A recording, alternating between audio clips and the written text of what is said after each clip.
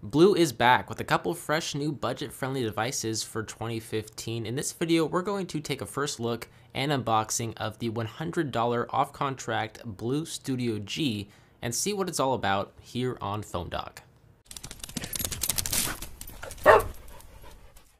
Hey, what is up, Phone Dogs? BoHD here, and yeah, you heard that right. The Studio G is a $100 off-contract smartphone, which immediately you're probably thinking to yourself, it's going to have terrible specs. And to be honest, for its price, they really aren't too bad, at least on paper. It features a 5-inch IPS display, a 1.3 GHz quad-core processor, 5-megapixel rear-facing camera sensor, a microSD card slot for expandable storage, and it will be upgradable to Android 5.0 Lollipop, which is very reassuring. So as you can see, it could definitely be a lot worse. But let's take a look at this device. We can do this by prying off the top of the box by first opening up the side flap, and we will find the Studio G sitting right on top, wrapped up in some plastic. And you know, it doesn't feel quite as solid as, say, the Studio X Plus, which launched alongside this guy, based off first impressions at least, but we will take a more of an in-depth look at this guy here in a moment. Underneath the Studio G, we'll find a SIM card installation packet, which is pretty self-explanatory. There's a micro USB charging cable used to charge the Studio G with an accompanied US wall wart with USB port on the end of it.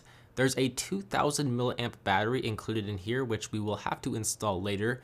And then we have a quick start packet, and that is really about it.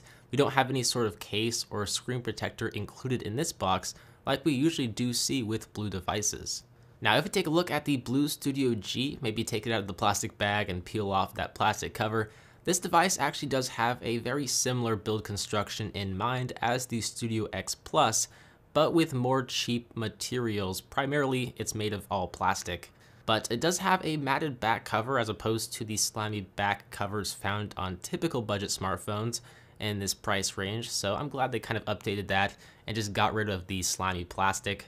There is nothing on the left-hand side though in terms of buttons or ports. There's a power sleep on-off button and volume rocker on the right-hand side, a micro USB charging port and 3.5mm headphone jack up top, and then nothing on the bottom. We also do have an incredibly low resolution 0.3 megapixel front-facing camera sensor on the front, a 5-inch IPS display which is not HD, and then that's about it since there are software navigation buttons.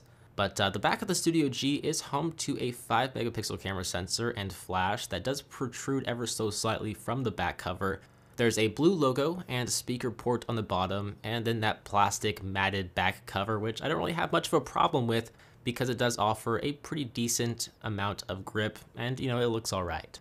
Before we can power this guy on though, we do need to insert the 2000 milliamp battery by removing the back cover, and this is also where we'll find the SIM card slots and micro SD card slot for expandable storage. But as for how this device runs, once all the apps are updated and the setup is done and over with, it's really nothing to boast about, to be honest. First of all, I found the display to be very kind of pixelated and the viewing angles are terrible. There also appears to be a noticeable lag when I do anything on the touchscreen. Basically, this phone isn't very fast at all.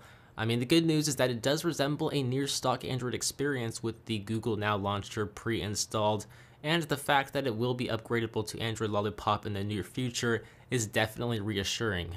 I mean, for $100, I guess I can't really expect too much, but I would probably spend the additional $50 and buy the BLU Studio X Plus, just because I think it does offer some slightly better specs.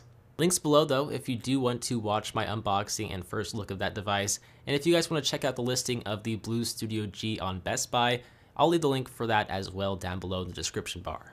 So let me know what your thoughts are of this device before you go, and if you guys like this video, be sure to give it a big thumbs up. But as always, I'm BoHD. I hope you guys enjoyed this video. Thank you for watching, and I will see you in the next one. See ya!